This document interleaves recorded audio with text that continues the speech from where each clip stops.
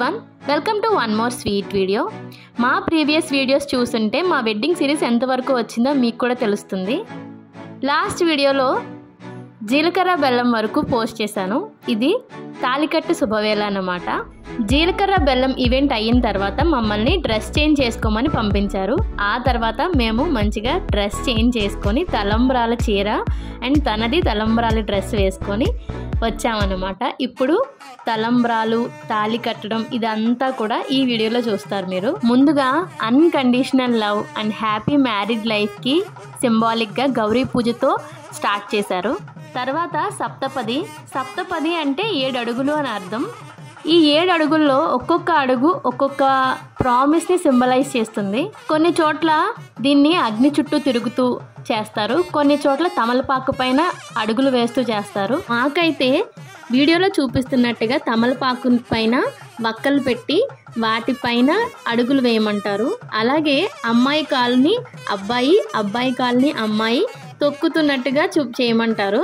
ఇది ఏంటి అంటే పెళ్లి చేసుకునే వధూవరులు ఇద్దరి మధ్య కష్టసుఖాలు పంచుకోవడం, కలిసి ఎదగడం, నమ్మకం, సమానత్వం ఇవన్నిటిని సింబలైజ్ చేస్తూ ఉంటుంది.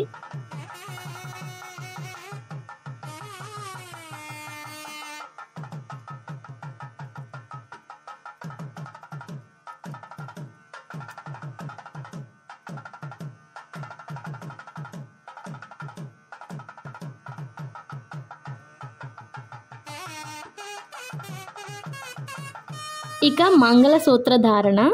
దానికంటే ముందు ఆ మంగళసూత్రాలు ఏవైతే ఉంటాయో వాటికి పూజ చేపిస్తారు వధూవరులు ఇద్దరి చేత. ఒకసారి అబ్బాయి సైడ్ ఉన్న సూత్రానికి పూజ చేస్తే ఇంకొకసారి అమ్మాయి సైడ్ ఉన్న సూత్రానికి పూజ చేస్తారు. మోస్ట్ ఆఫ్ ద టైమ్స్ మనం మంగళసూత్రాలు బంగారంతో చేయడమే చూస్తూ ఉంటాము. అసలు బంగారంతో ఎందుకు చేస్తారు అంటే బంగారం హిందూ సాంప్రదాయం ప్రకారం శుభప్రదం, మంచి జరుగుతుంది అని నమ్ముతూ ఉంటారు. అందుకనే బంగారంతో చేసిన తాళిని కడుతూ ఉంటారన్నమాట.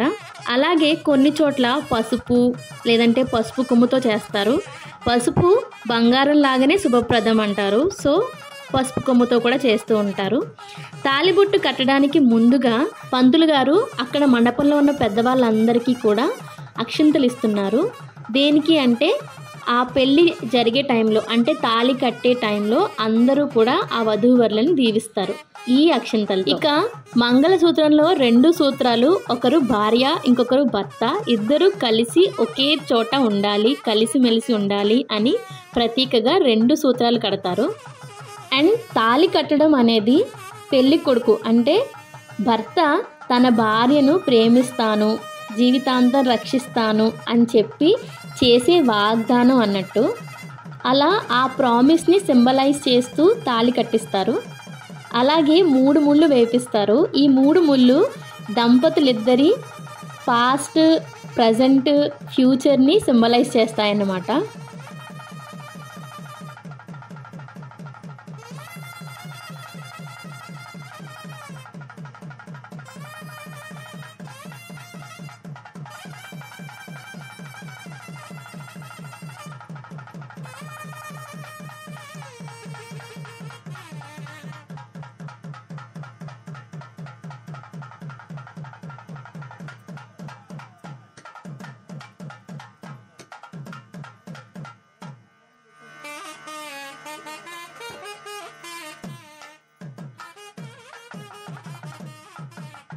తాళి కట్టడం అయిపోయాక ఆ తాళికి వేసిన 3 ముళ్ళకి బొట్టు పెట్టమంటారు పంతులు గారు. సో అది జరుగుతుందన్నమాట. ఇప్పుడు మా సైడ్ అయితే బొట్టు పెట్టి వదిలేస్తారు, బట్ ఇక్కడైతే అక్షింతలు, బొట్టు, తమలపాకు అన్నీ కలిపి అక్కడ పెడతారనమాట.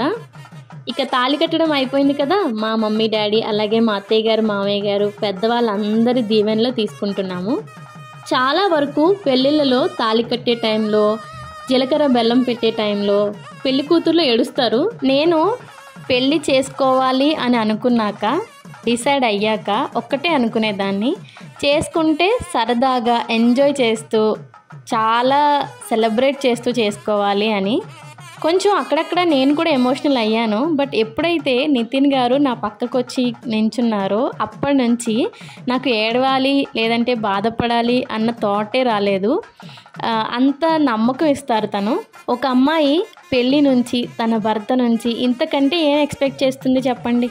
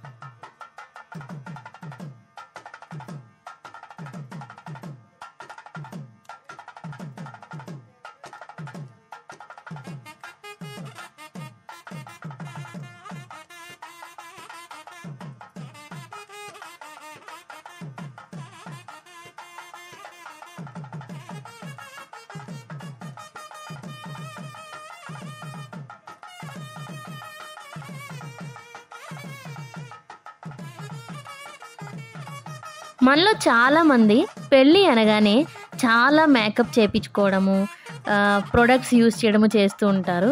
బట్ ట్రస్ట్ మీ, పెళ్ళి అనే ఒక వైబ్లోనే ఆ కళ వచ్చేస్తుంది. ఖచ్చితంగా పెళ్ళికొడుకు పెళ్ళికూతురులో తెలియని ఒక స్పార్కిల్ అయితే క్రియేట్ అవుతుంది. నేను అబ్జర్వ్ చేశాను. ఆ హడావిడిలో అసలు నేను మేకప్ కూడా చేసుకోలేదు. ఆటోమేటిక్గా ఒక గ్లో అయితే ఖచ్చితంగా అబ్జర్వ్ చేస్తాం. దాన్నే పెళ్ళి కళ అంటారేమో. ఆగండి, ఇంకా అయిపోలేదు, చాలా ఈవెంట్స్ ఉన్నాయి. ఆ ఈవెంట్స్ అని నేను నెక్స్ట్ వీడియోలో డిస్కస్ చేస్తాను. అంతవరకు సెలవు. మా వీడియోస్ మీకు నచ్చుతూ ఉంటే తప్పకుండా సబ్స్క్రైబ్ చేసుకోండి. మీకు తెలిసిన వాళ్ళకి సజెస్ట్ చేయండి. మరొక వీడియోతో మేము ముందుకు వస్తాము. ఆంధ్ర జంట దుబాయ్ ఇంట. Thank you for watching.